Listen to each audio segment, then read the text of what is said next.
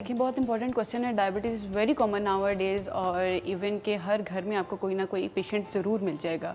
और ये वही डिज़ीज़ है, उन डिजीज़ में से एक डिज़ीज़ है जिसको आप विदाउट डाइटरी मॉडिफिकेशन ट्रीट या क्योर नहीं कर सकती हैं। ठीक है, सबसे पहले जो आप इसमें कर सकते हैं वो ये है कि आप मेथी दाना के टी यूज़ कर सकते हैं, लाइक फिनोग्रीक टी। ठीक है, अगर आप मॉर्निंग में उसको ले लें निहार पेट और उसके दानों को चबा लें, वो बहुत अच्छा है। उसके अलावा फ्रूट्स में ग्रेप फ्रूट्स का इस्तेमाल कर सकते हैं, गावा का इस्तेमाल कर सकते हैं। ठीक है, अगर जामुन का मौसम है तो आप जामुन का इस्तेमाल करें। बेरीज हाई इन एंटीऑक्सीडेंट्स होती हैं तो आप उसको बहुत अच्छा इस्तेमाल कर सकते हैं।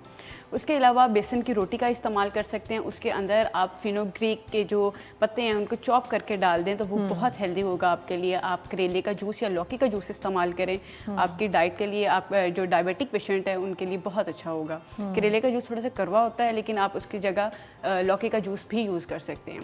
उसके अलावा जो हमारे पास वो ज़्यादा एक मिथ है वो ये है कि लोग उनको हम कहते हैं कि आपने जी शुगर इस्तेमाल नहीं करनी है तो वो उसकी जगह शक्कर, शहद या गुड़ का इस्तेमाल करने लग जाते हैं। तो आपने शक्कर, शहद या गुड़ का इस्तेमाल भी नहीं करना है। ठीक है, आपने उसकी जगह स्टेविया का इस्तेमाल करना है जो कि एक नेचुरल स्वीटनर है और आपके हेल्थ के लिए और डायबिटिक पेशेंट के लिए बहुत अच्छा है।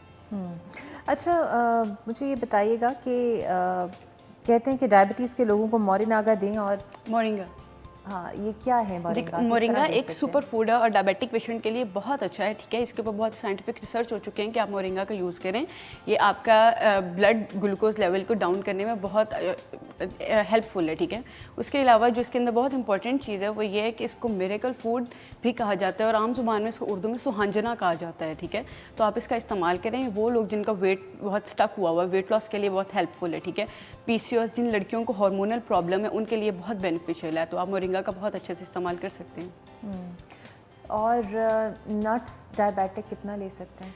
Handful of nuts. ठीक है, एक मुट्ठी बादाम या आपके पास कोई भी नट्स वगैरह हैं, कोई पिस्ता वगैरह हैं, जो भी हैं, वॉलनट्स वगैरह हैं, तो आप एक मुट्ठी उसको डेली लाइफ में एक हेल्दी पर्सन भी कंज्यूम कर सकते हैं। इसके अलावा जो इंसुलिन वाले पेशेंट्स हैं उन्हें भूख का और अपनी मेडिसिन का ख्याल रखना होता है। विदाउट मेडिसिन या इंसुलिन भी डाइट के ज़रिए आप कंट्रोल कर सकते हैं डायबिटीज़ को?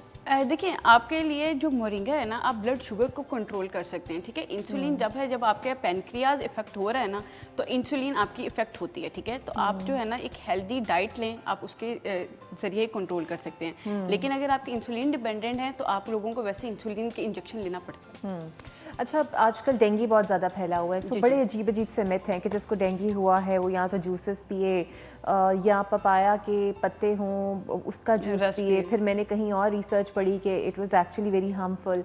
सो एक्चुअली करना क्या चाहिए डेंगू? देखिए जो सबसे पहले आपको अपनी जो हम लोग करते हैं ना, हम पेशेंट को कहते हैं जो आपने रेस्ट करना है, अपने रेस्ट करना है, हम उसकी डाइट का ख्याल नहीं रखते।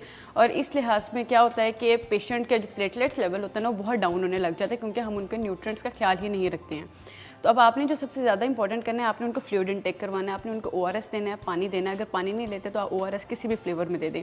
सफ़ेद अनार का इस्तेमाल आप करवा सकते हैं, चुकंदर का जूस इस्तेमाल करवाएं। ठीक है, रेड अनार को अवॉइड करें, वो समटाइम वॉमिटिंग करवा देते हैं। पपाया को एज अ फ्रूट इस्तेमाल करें लेकिन उसका रस जो होता है वो कड़वा बहुत होता है। ठीक है, तो समटाइम्स वो क्या करता है कि वो ट्रिगर कर जाता है और वॉमिटिंग स्टार्ट हो जाती है। वो पेशेंट को ऑलरेडी डिहाइड्रेटेड होते हैं, जब आप उनको वॉमिटिंग करवा देते हैं तो वो और उसके लिए जो होता है ना डिहाइड्रेशन का कॉज बन जाता है। तो पपाया का रस अवॉइड करें। कोई ऐसा जो हेल्पफुल नहीं है लेकिन एक वो जो ट्रेंड सेट हो गया है कि भाई आपने पपाया का जूस लेना ही लेना है तो वो है, लेकिन इसका ऐसा बेनिफिशियल नहीं है। आप उसकी जगह उसका फ्रूट भी ले सकते हैं। यानी वो नुकसानदेह नहीं है? नुकसानदेह नहीं है, लेकिन ये है कि समटाइम्स ट्रिगर कर जाए तो फिर तो नुकसानदेह है ना। अब क्योंकि उसका कड़वा टेस्ट है। अब एक नॉर्मल पर्सन करेले का जूस पीता है, वो कितना कड़वा होता है। ठीक है, उसका भी कड़वा टेस्ट है। ठीक है, कई लोगों को डाइजेस्ट नहीं होता तो उनको फिर वॉमिटिंग स्टार्ट हो जाती है। तो अब जो डायबिटिक वो डेंगू के पेशेंट है उनके ऊपर आप रिस्क नहीं ले सकते। अच्छा, कोविड और डेंगू में एक चीज़ मुश्तरका है कि इम्यून स्ट्रॉन्ग होना चाहिए। इम्यून सिस्टम आपका स्ट्रॉन्ग होना चाहिए। क्या करना? उसके लिए आप विटामिन C एनरिच जो प्रोडक्ट्स हैं उनका इस्तेमाल करें, फ्रूट जूसेस का इस्तेमाल करें, फ्लूइड का इस्तेमाल करें। ठीक है, ऑरेंजेस, ग्रेप फ्रूट्स का इस्तेमाल करें।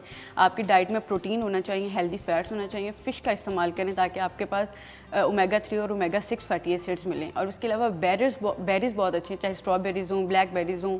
ठीक है, किसी भी फॉर्म में आपको बेरीज़ मिल रही हैं, आप उसका इस्तेमाल करें। They are higher in antioxidants.